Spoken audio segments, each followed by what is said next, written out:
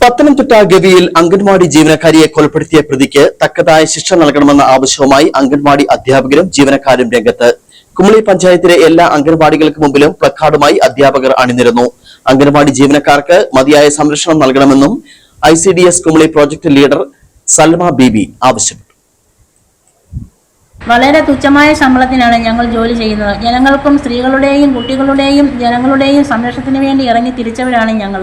എന്ത് കാലാവസ്ഥ എന്ത് പ്രതികൂലമായി വന്നാലും ഞങ്ങൾക്കൊരു സുരക്ഷിതത്വമില്ലാതെ ഞങ്ങളുടെ ശരീരം നോക്കാതെ ഞങ്ങൾ കഷ്ടപ്പെട്ട് ജനങ്ങൾക്ക് വേണ്ടി ഇറങ്ങി തിരിച്ചവരാണ് ഞങ്ങൾ.